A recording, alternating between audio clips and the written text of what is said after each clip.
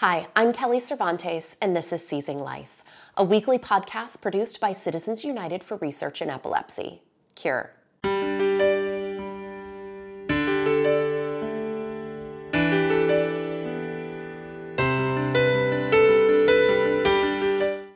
This week, I'm excited to welcome Debbie Flader to the podcast. Debbie is an original co-founder of CURE and has worked and advocated in the epilepsy community for more than 20 years. She is currently the Director of Clinical Outreach at the Epilepsy Foundation of Greater Chicago and is also the founder and board chair of the Angel Wings Foundation, which is dedicated to enhancing the lives of adults with epilepsy through independent community living. Debbie's daughter Noelle was diagnosed at 8 years old with Rasmussen's encephalitis, a catastrophic form of epilepsy that produces hundreds of seizures per day and does not respond well to treatment. Part of Noelle's care includes an action plan. Debbie is here today to talk to us about creating and executing an action plan and the benefits of several new rescue medications beginning to hit the market soon.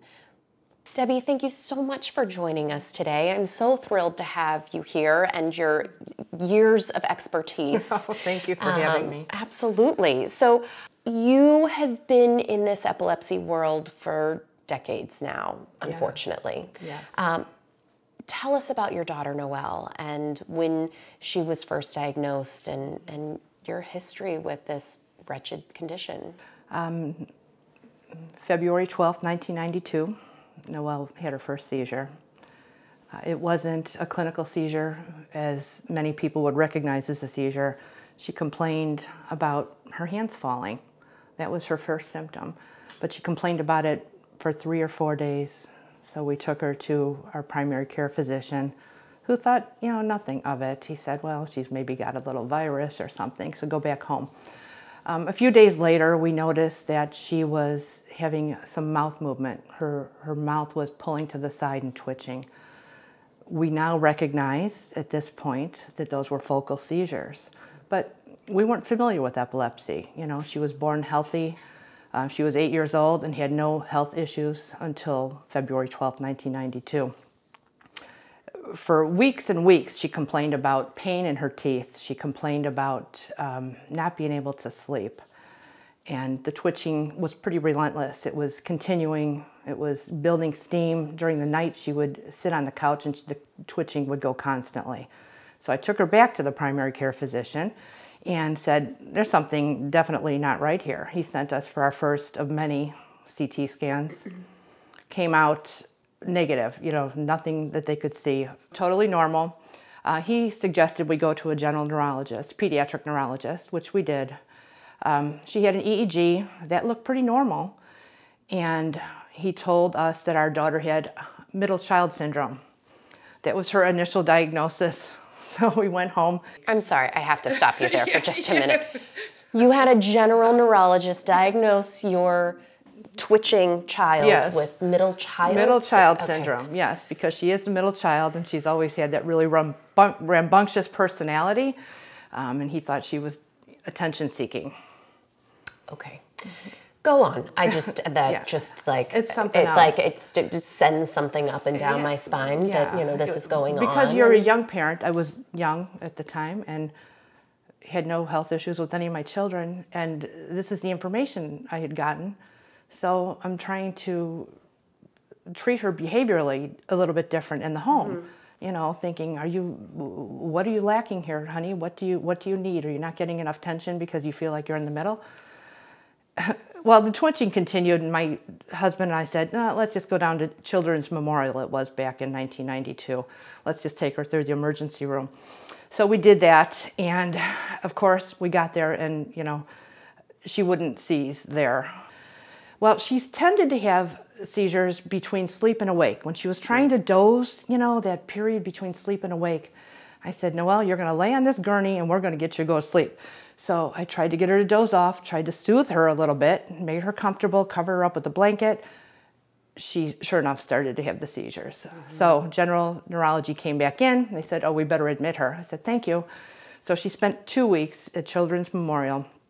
EEG, spinal tap, MRI, extended, I don't even think they had extended video monitoring at that time. It was just the old-fashioned paper EEG.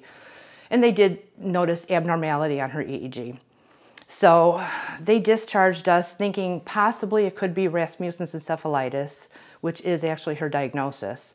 But we didn't get that definitively because the only definitive way to provide that diagnosis to the parents is to have a brain biopsy. I'm going to stop you for a second. I do want to find out what are the characteristics of Rasmussen's? Well, so it typically affects girls 10 years and under. One side of the brain, and it tends to create brain atrophy, where the brain starts to shrink in size in the hemisphere. The only treatment option at that time was hemispherectomy, where they remove the half of the brain. And it was her dominant side, so there was no option at all surgically for Noelle at that time. So I joined a support group immediately. We had one in our community in Carroll Stream, where I live out in the western suburbs, and they told me about a wonderful doctor at the Rush University in Chicago. I said, you got to go see him, he's great. So we did, and this physician was Noelle's doctor in August of 1992, and he still treats her today. So we have a really great relationship with him, and Noelle simply adores him. In 1992, any testing, there was no good way to look through the skull, the bone, to see if she had a tumor on the inside. So he said, we have to do an operation to open her up and take a look to make sure she doesn't have a brain tumor. We said, okay, so we're preparing for that. We saw him in August. Her surgery was November 4th of 1992. So she didn't have a tumor. And I thought, whatever else comes our way will be okay, because she's going to be okay. She's going to survive this. So she spent 2 weeks in the hospital, went back home, and she continued to seize. And that was in 1992. Fast forward 28 years, she's still continuing to seize.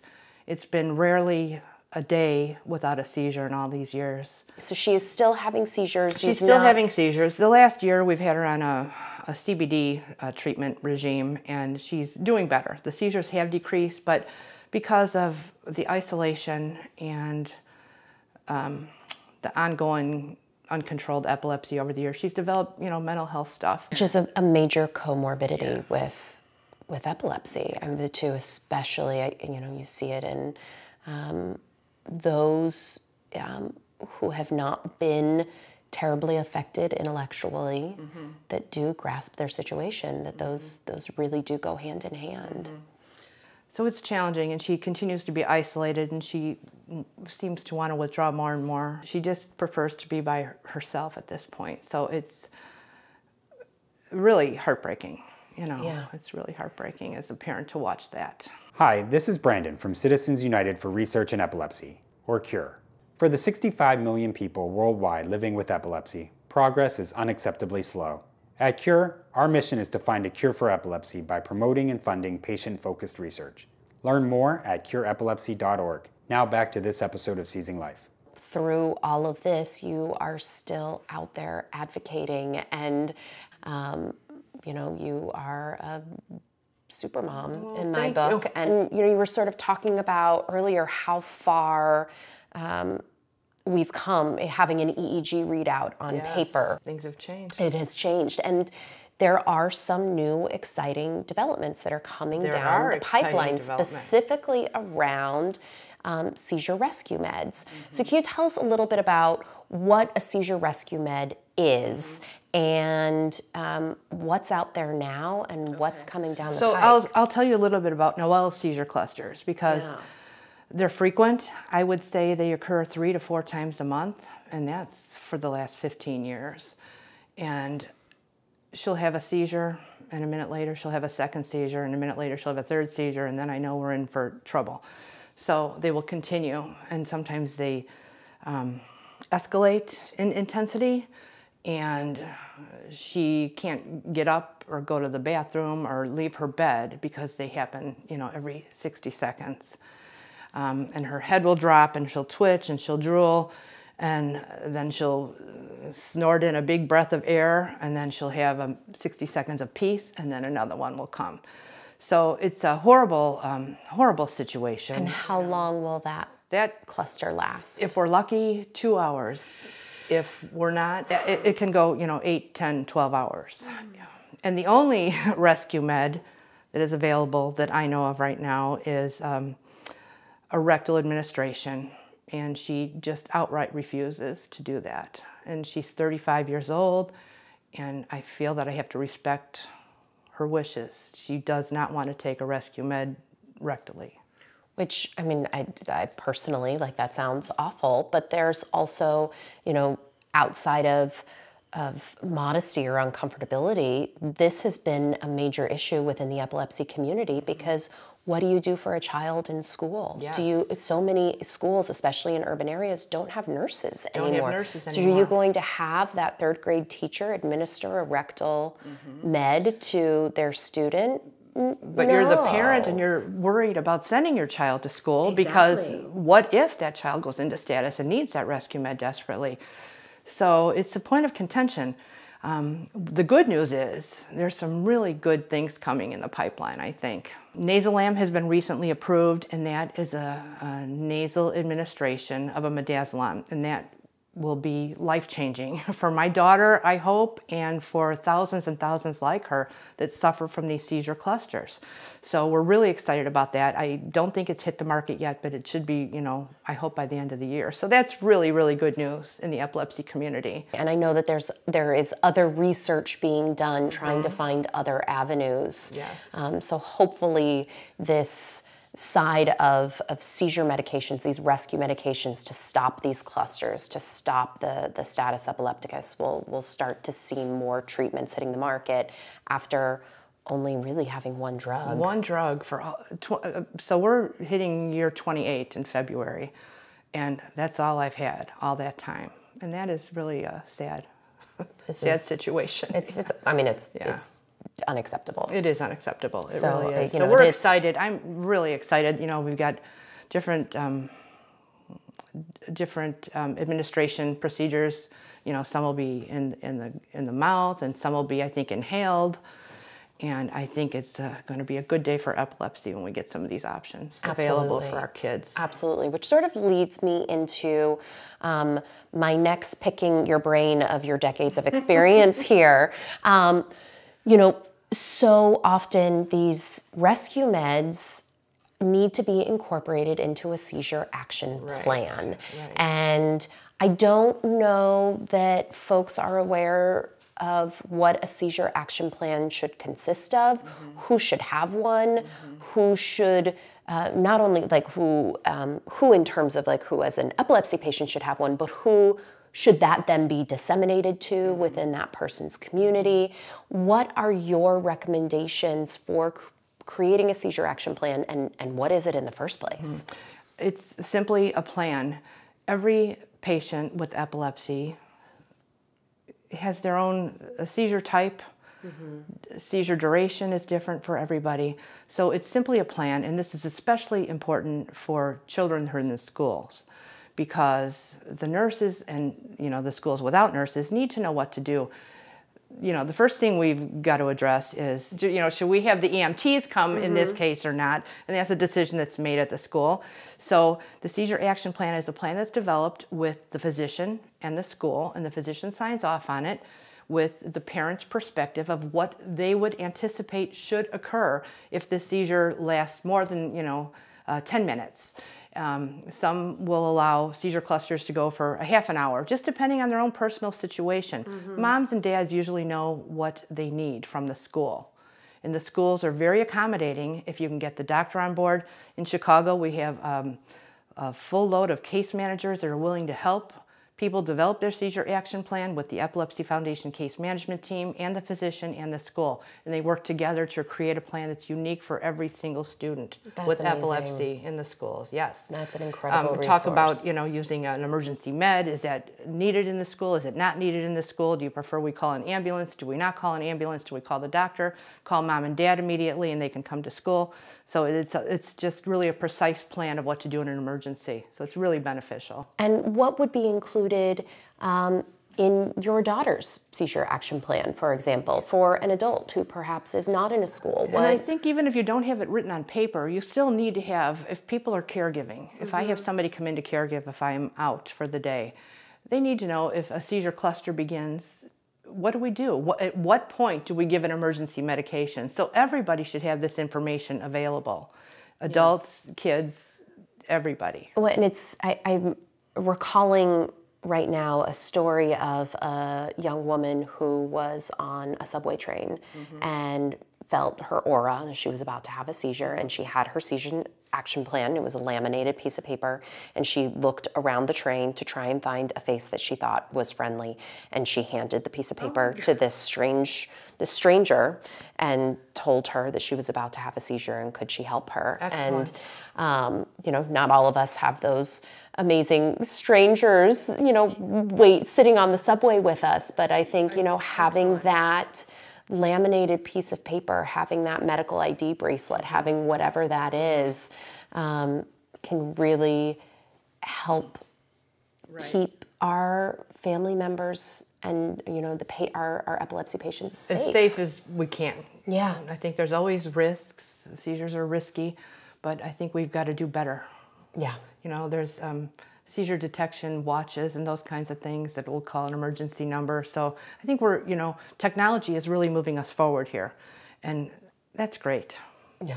That's really great. Maybe we'll have better options. So I also want to take a moment to talk about the incredible organization that you have started here in the Chicago area, Angel Wings. What is it? Why is it important? Why should people care? Well, 5 years ago, my family and I had a discussion and said, including Noelle, Mom and Dad are getting old and we're not going to be here forever to care for you. I want you to be in a place, Noelle, that is beautiful and that you can experience life to the fullest with the necessary supports in place so that you're safe and you're taken care of. So Angel Wings was born. And we have been raising funds for the last 5 years. We're working with a partner agency in DuPage County who is going to be responsible for the care. The funding for the care will come from the state of Illinois. We will buy the home, maintain it, buy the roofs, shovel the snow, and we will be the landlords. So we're actually starting to search for property, this year. By the end of this year, we hope that this is fully funded. And so the state of Illinois is a little bit tricky. To get that pool of money to follow the person with the disability, there's 25,000 people on a waiting list for that pool of money. So we've been trying to work out a lot of scenarios to make this happen, but I think that we are going to go forward, and hopefully by next summer we will have 4 young women living together with epilepsy. They have to have epilepsy, and living together in a home that will be fully staffed. They'll have 24-hour supervision. They will be able to access community supports, go to programs. That's amazing. And have enriched lives without their parents. Yeah. Because we are not going to make it forever. Unfortunately, we have to pass that baton. Well, and, in sort of speaking to the comorbidity of mental health, to still be living with your parents as, a grown adult is also impacting that. So to have that independent freedom that... Choices, and it's person-centered. So that's the big buzzword, person-centered planning. So Noelle can go to a home and say, I'd like to do this, but I don't want to play bocce on Special Olympics. I want to, learn to ride a bicycle in the sand. So, it's supposed to be based on what they want, just like you and I make choices. We want to live the life that we want to live. We want to have our choices. So well, that's amazing. And where can people find more information about Angel Wings? www.angelwingsfoundation.net. Perfect. Debbie, thank you so much for sharing. It was such a pleasure. Thank you. Your story, Noelle's story, and for being an amazing epilepsy fighter for all these years. Thank you. I appreciate it. Thank you for allowing me to come. Thank you again to Debbie for sharing her family's journey with epilepsy and explaining the importance of having an action plan. Vital rescue medications which save lives and provide seizure relief for so many epilepsy patients can only be created through years of research and clinical trials. That is why CURE focuses on funding critical research for this condition that will affect 1 in 26 Americans and 65 million people worldwide. Only research can lead us to better understandings of epilepsy and more effective treatments to reduce and eliminate seizures. To help CURE fund this important research, please visit cureepilepsy.org/donate. Your support and generosity are greatly appreciated. Thank you. you.